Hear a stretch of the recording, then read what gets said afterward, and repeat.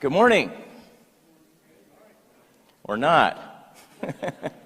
I'm thrilled to be here with you to share a story. I want to share a story of change and collaboration. And I want to do it in a way that's a little bit more meaningful, so if you'll indulge me for just a moment, I want to encourage those of you that are sitting isolated to grab a buddy, so find somebody reasonably intelligent, move over next to them, and if you're already next to somebody of that character, then introduce yourself real quick. I got a couple of questions I want you to just ponder for a moment. So, buddy up real fast.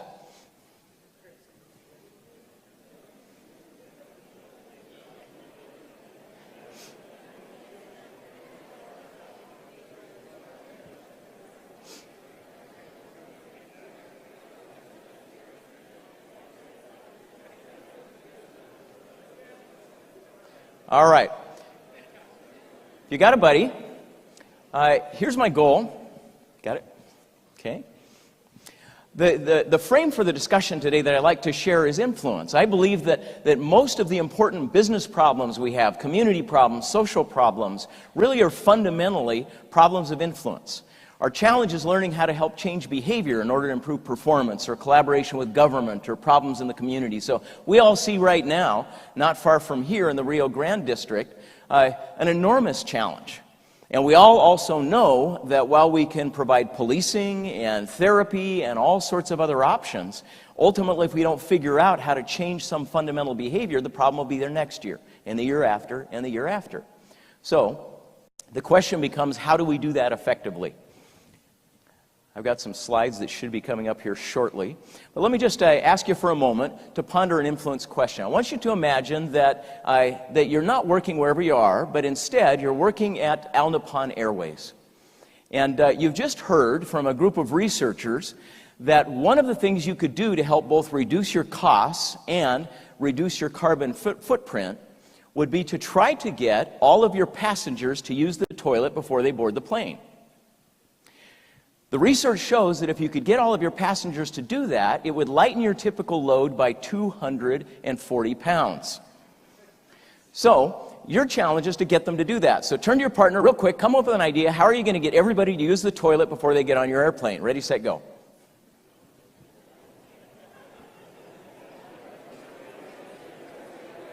All right. Very good. Let me pause you. So what I want you to pay attention to is you generate an idea to help influence behavior. It always represents a category of influence. There are different kinds of influences. Some of you probably came up with incentive ideas, a frequent peer program, for example. Some of you may have come up with structural ideas, saying let's put more restrooms near the plane or near the boarding area. You may have come up with public service announcements to try to tap into people's green sensibilities and things like that. So the challenge that all of us have, the thing that unites us as we try to change behavior is we need to learn to think more thoroughly about all the categories of influence that are involved with changing behavior. So pick a problem you want to solve, whether it's a corporate problem improving an organization, or whether it's a social problem we're trying to solve. Ultimately, the measure of our success is whether or not you can change behavior. So let me give you a business/social problem to solve. With your partner, I want you to imagine for just a moment that Rich up here, who funds some of the early stage ventures, is about to fund you. So he's offered to provide some capital, and you are going to start a business tomorrow. Now, the only constraint I'm going to give you is, while you get to pick whatever enterprise you want to begin, I'm going to tell you who your employees are.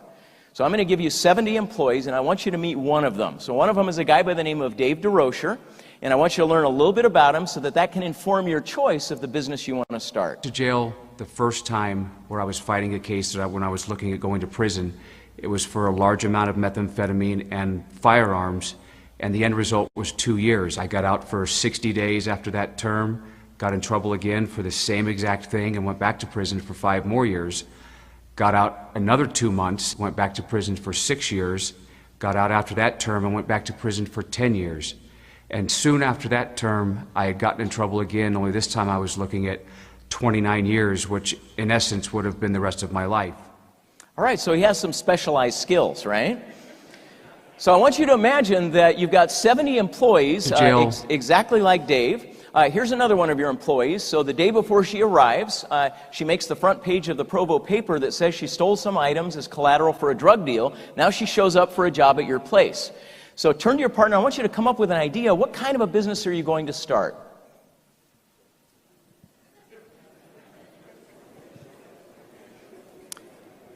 All right, we'll continue to ponder that, you entrepreneurs in the group today.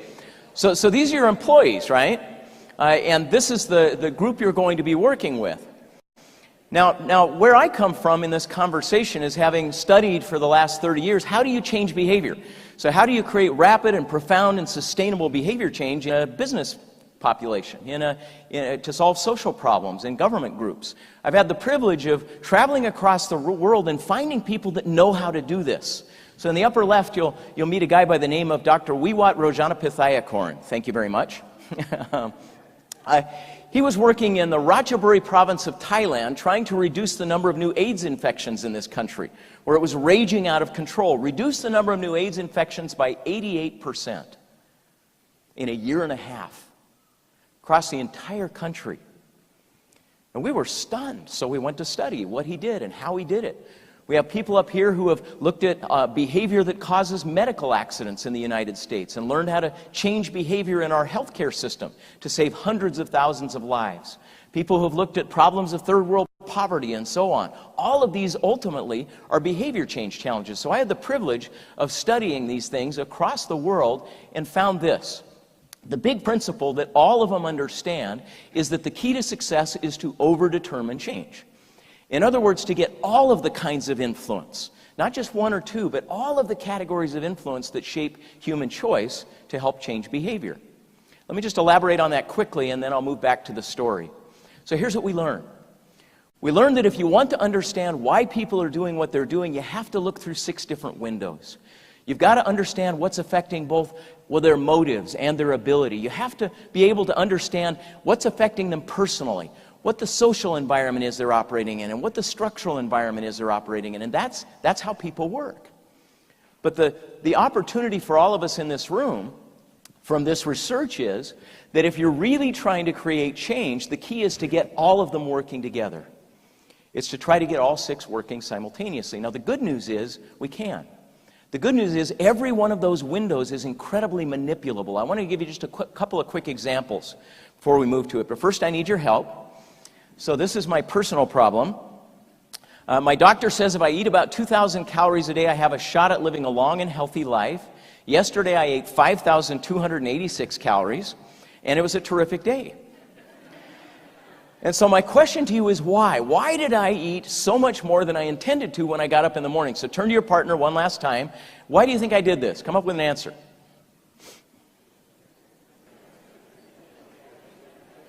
All right. Now, if you're like most of us, the answers that you just came up with are fairly predictable. So if you look at the windows, most of us tend to live in the upper left-hand window. Most of us, when trying to explain behavior like Joseph overeating so much, will say, well, it was probably because of how he was feeling, because of his emotional state. He was stressed, or he was happy, he was celebrating, or he was lonely, right? Or because the food was just delicious, it just tasted yummy. It was a personal motivation issue. And that's why you and I are so bad at influencing change so often. So we look down at the Rio Grande district and we say, well, what's it going to take for these people who are down there on the street doing drugs and living a derelict life to change? Most of us would say, well, they're going to have to want to. That's really the key. If you hit rock bottom, then that's when you're going to change. Well, notice what the model suggests. The model suggests that's 1/6 of the problem. It's a problem, but it's 1/6 of the problem. And until you and I come to appreciate it, we'll fail in our attempts to create change. So very quickly, just want to illustrate what we have to learn to do in each of these domains. First, we've got to learn to deal with that upper left-hand window, so the pain or pleasure of the behavior itself. Now, many of us would despair at that and say, you know what? People just have to come to it on their own. There's very little you can do to help people want to change. Let me challenge that for a moment. So as a social scientist, Halloween in the United States is a bonanza. It's a great opportunity to do all kinds of fun little interesting experiments out in public because you got all kinds of cute subjects crawling around. So a couple of Halloweens ago, we set up a porch. We invited kids to approach the porch, and we told them that they could choose whatever they want from one of 2 bowls. The right-hand bowl, as you can see, has traditional sugary and chocolatey treats. The left-hand bowl has apple slices. So what would you predict is going to happen? Let's see what happens in the experiment, in the control condition. Kids are told to take one item apiece.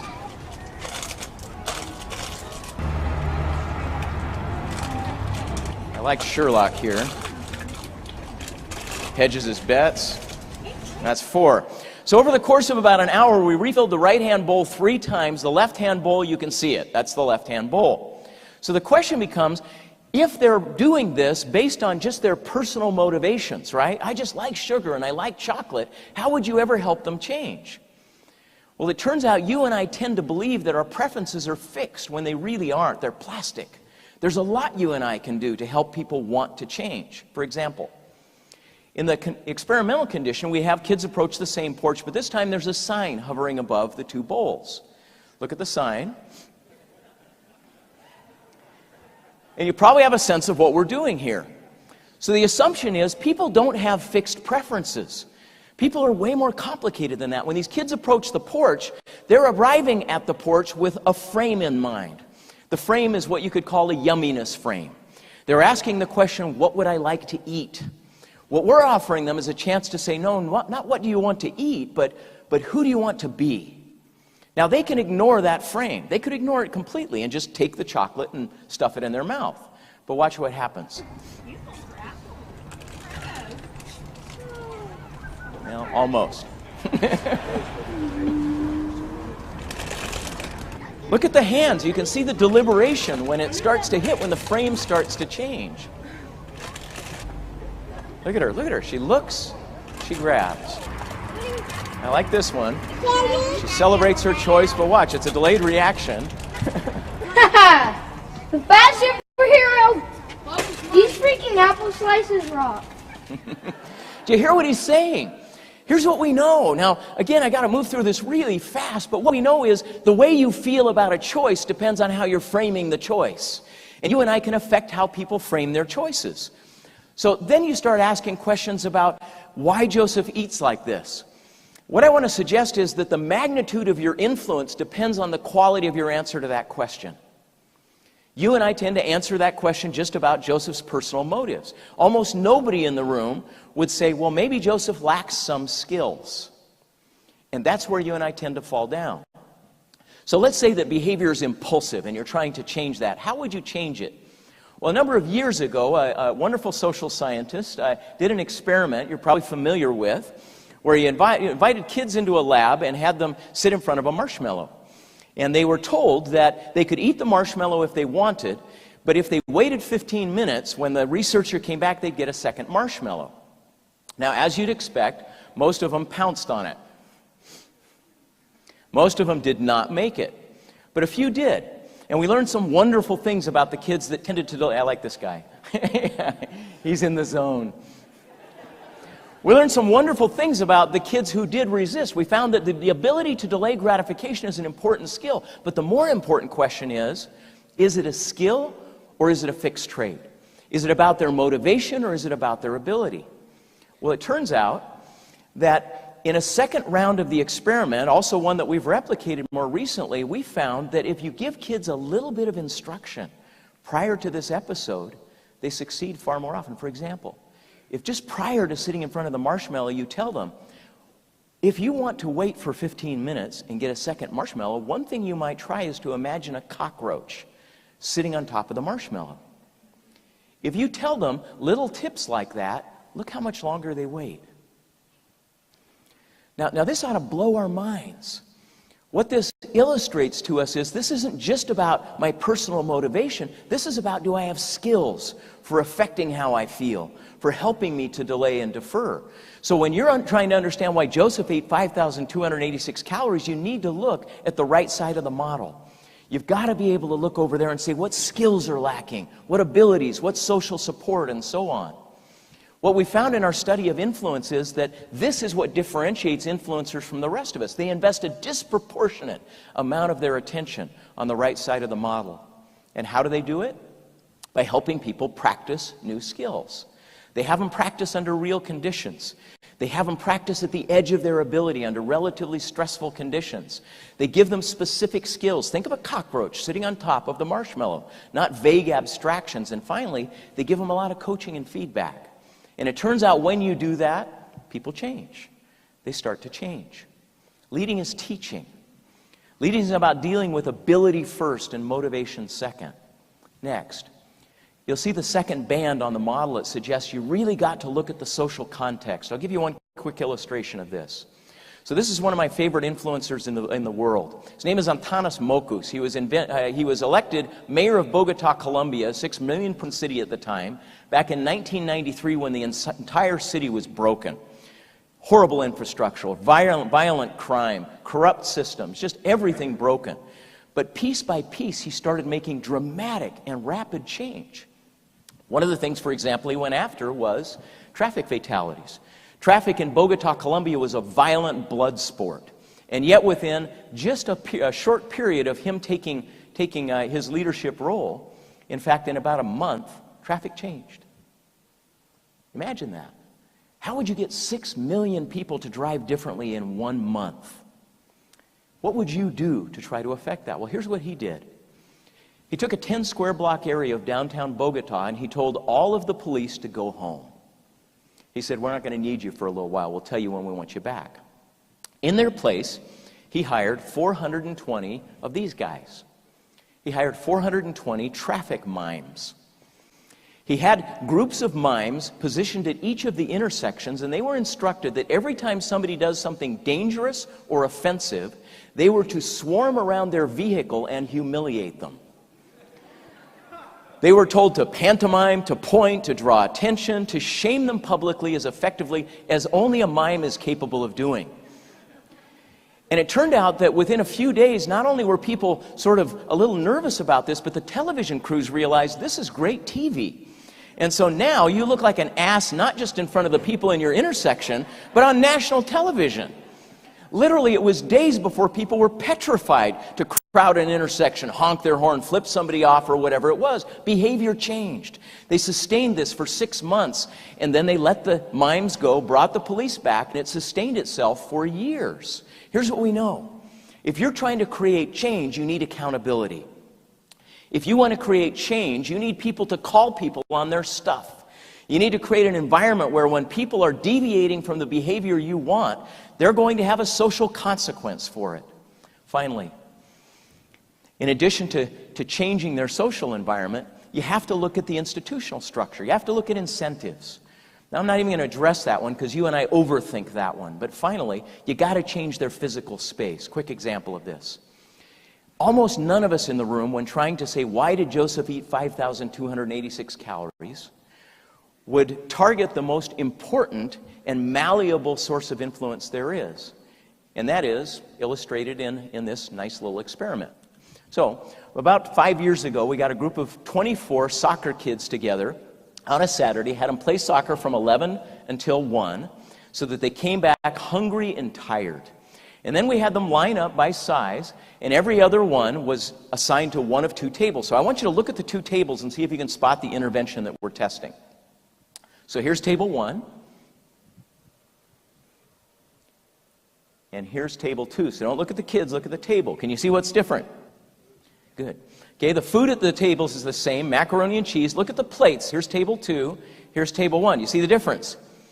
So the plates at table 1 are about 4 inches larger in diameter than table 2. Now, all of the kids were instructed to eat until they were full. In fact, we took bowls around to all of them and said afterwards, are you full? Do you want more? Do you want more? All of the kids reported being equally subjectively full. Guess who ate more? Yeah, so no big surprise. The kids with the bigger plates eat more. The surprise is in the magnitude. The kids with the bigger plates ate 73% more. 73%. And reported being equally full as those who ate 73% less. Now that's mind-blowing when you think about it, but it illustrates how naive you and I are about influence. You and I would, when we're talking to Joseph, who's overeating so much, want to talk about grit and willpower and stamina and motivation, but would rarely just say, well, just go get smaller plates.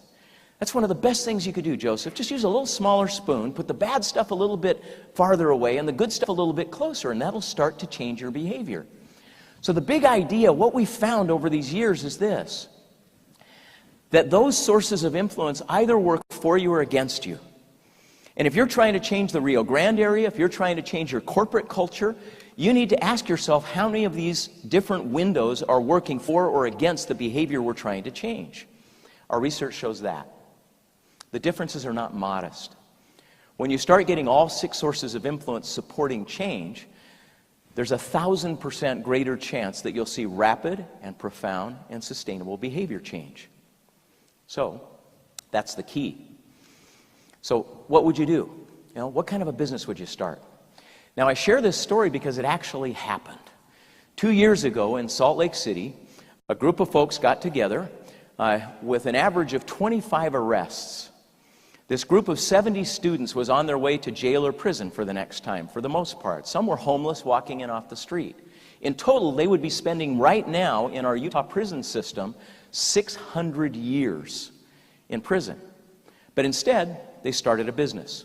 They bought a home, then they called it the Other Side Academy. This is not far from here at 100 South and 700 West, and they moved in together. Can you imagine this? Talk about a recipe for chaos, right? I mean, who would like to be a neighbor? And they patterned what they did after a remarkably successful place called Delancey Street in California. Now, I want you to understand the science of this quickly. If you're trying to help people change, what you got to do is get all these working for you. So, for example, how do you frame their arrival at the Other Side Academy in an appropriate way? First, when Dave is going to arrive, he arrives by applying. He isn't court-ordered. He isn't sent. He isn't told, you go there and you do the program. He has to write a letter from jail that's very persuasive. And then when he arrives, he's going to sit on a bench for a few hours sometimes, waiting for an interview from some of his peers.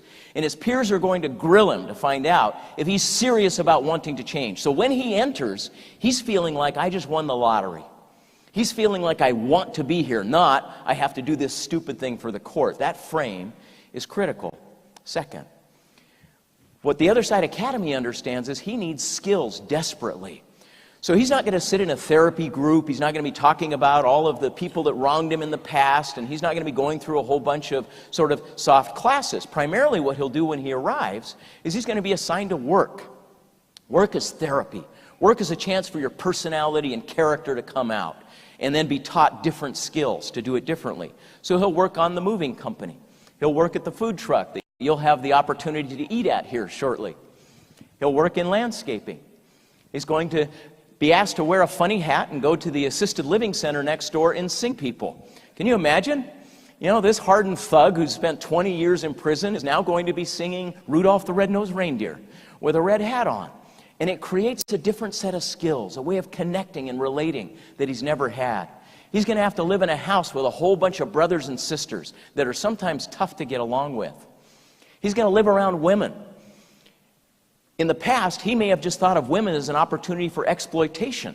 But now he's going to learn to have civil relationships, and appropriate ones, and chaste relationships. And he's going to develop the skills for doing that. And then he's going to be in an environment where he is held immediately accountable for his behavior. In fact, twice a week, on Tuesdays and Friday nights, he's going to sit in a circle with all of his colleagues, and they're going to give him feedback about who he is and how he's acting and how he needs to change. And then he'll get up Wednesday morning and he'll try to be that guy. And then he'll fail, and Friday night he's going to get feedback again. And it is relentless. But then he gets encouragement, and he gets affirmation, and he gets connection with people that he's never felt before. The social system is profound. And then there are incentives, but they're modest. He's not going to be paid a dime for what he's doing there. Instead, he's going to get recognition. He'll move from freshman to sophomore to junior to senior, and he'll get to feel what real accomplishment is like. And finally, he's going to be in a physical space that pushes the bad stuff just a little farther away and brings the good stuff just a little bit closer. He'll be in that house. He's going to live in a mansion. And he's going to be a little bit further away. Now, you and I all know Salt Lake City, that the drugs are not far from where this is. He could go get them. But even just having them be 100 yards further away helps, just like a slightly smaller plate does. So here's what happened. Starting 2 years ago, they got a loan. And they said, let's start a moving company. Can you imagine the audacity of going to market and saying, let us come into your home and move your valuables? Can you imagine that? But the tagline is, we have experience. We've done it before. This time, though, we're going to go through the door rather than the window. So there are all sorts of fun taglines for this company. So they started the moving company with borrowed and rented trucks and ultimately bought one and then earned enough money that they were able to wrap one. And look at the logo. It's a wonderful logo. The Other Side Academy. Look at the slogan underneath that says, we move lives. And none of them makes a dime for this. And they start to establish a reputation. So much so that eventually they purchase a second truck, and then a third truck, and then a fourth and a fifth truck. And the sixth truck is on the way. Instead of serving 600 years at the point of the mountain prison, they are now generating about $2 million a year in revenue and creating organizations and changing their lives in the bargain. Just recently, they rented a space at 4290 South State. Write the address down because Christmas is coming and you'll want to do some shopping. 4290 South State. They bought this horrible armpit of a place, completely rehabbed it, tore the thing out, completely reshaped it, and have built this, the Other Side Thrift Boutique. Just a glorious, wonderful contribution to the neighborhood. Terrific, wonderful, high-end boutique thrift shopping with furniture and wonderful items. All of this was completely built out by people who would otherwise be in prison. And why does it work? Because there's an intentional influence strategy at play. So what does this tell us about collaboration? Literally the week after that awful confrontation took place in Draper, where people came out with torches and pitchforks and said, not in our backyard. We don't want homeless resource centers here. And I understand their fear. I understand their concern. I just want you to get the contrast. The week after that happened, the Other Side Academy had a public hearing asking for the government's permission to continue its operations. And the entire neighborhood turned out in favor and said, please don't make them move. Is that remarkable or what? It's absolutely astounding. But the most important part of this story is not just that it is operationally self-reliant, that they're producing the income that supports themselves. They're getting nothing from the government. They're getting nothing from moms and dads. Nobody pays to get in. They support themselves. This is what I love most. You see that in just a matter of months, she looks like this. Is that incredible or what? She's strong. She has boundaries. She's a leader. She's making a contribution. He looks like this.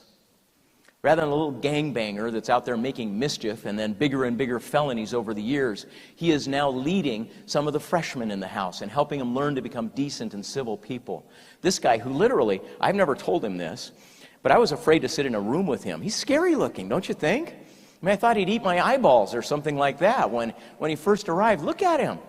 Look at this guy. He looks like a frickin' Boy Scout, doesn't he? And it's because he is. He's trustworthy, loyal, helpful, friendly, courteous. He's been learning how to be a different person because he's gotten skills and social support and a good incentive system and the right environment. It turns out that you and I are capable of creating remarkable change. It does require collaboration. It requires private interest to help get the startup capital for something like this to move. It's required businesses to step out front and believe in that, and to hire the other side movers, and to patronize some of these businesses early on. It's required government support to get out of the way so that we could do what we're trying to do.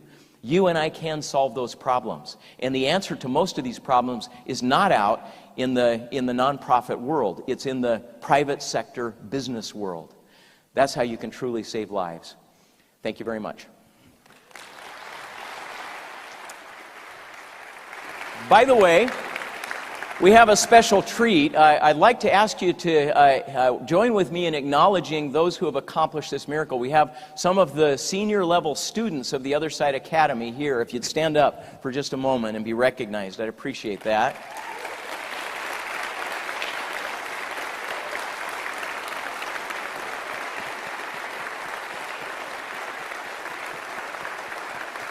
These are the entrepreneurs of the future. Thank you.